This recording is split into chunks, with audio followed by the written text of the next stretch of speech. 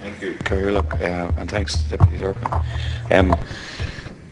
I suppose mental health is something that affects everybody here as public representatives. It represents a lot of families. It's sometimes as commonplace as alcoholism, and sometimes both are related. So it's an issue that doesn't seem to get the same level of recognition as alcoholism. We lose as many people, as somebody else has said, through suicide as we do through road accidents on an annual basis. But yet we still seem to treat it as something of a taboo subject that has a stigma.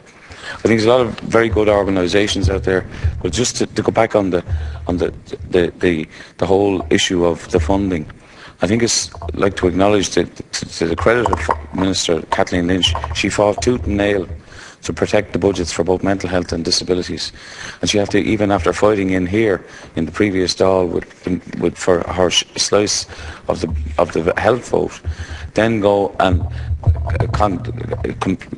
take on the HSE when they attempted to impose greater health budget cuts to both mental health and disabilities. And if it is the case that there's a problem with the recruitment system as it is at the moment, then we should look at that. I mean, the paying conditions are a problem.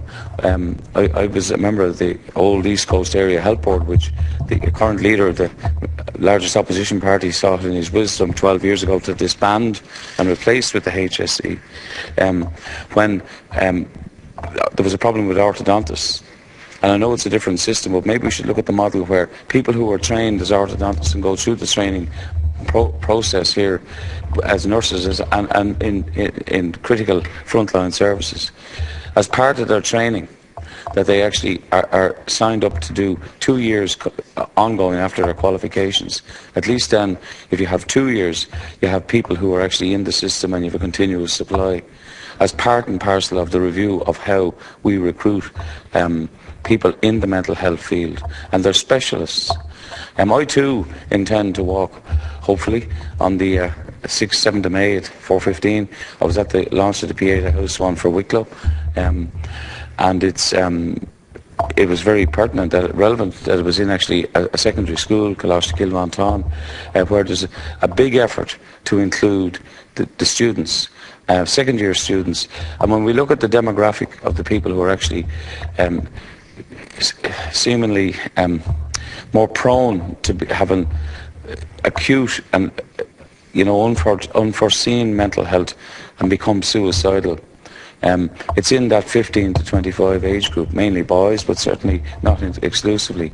So targeting them by including the schools as part of the Pieta House Walk into Darkness into Light effort actually hopefully makes them see, or helps them to see, that there is help out there.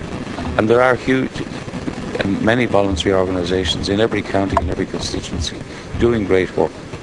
I'm a member of the Drugs Task Force in our own area, and we fund various different projects who actually work with various different addiction services, but also there's an interlink between addiction, as I said, alcohol, but also other drug use and mental health illness. And unless we tackle it in the round, we are never going to really, in a focused way, we're never really going to address the core issues that cause mental health. Early intervention, early assistance, working with diversionary projects are all very important. So I'm glad to have had the opportunity. I think there's a lot to be done. I think everybody in the House here feels genuinely that if we allocate money, we should be able to spend it on that in this area. Mental health and disabilities in particular have been used because it has been difficult at times to get the money, and then when we get the money we can't spend. It seems like a paradox. Thank you, Deputy. So hopefully we can address that. Thank you. I now call on Minister Varadkar to make a statement in reply. You have 5 minutes, Minister. Thanks.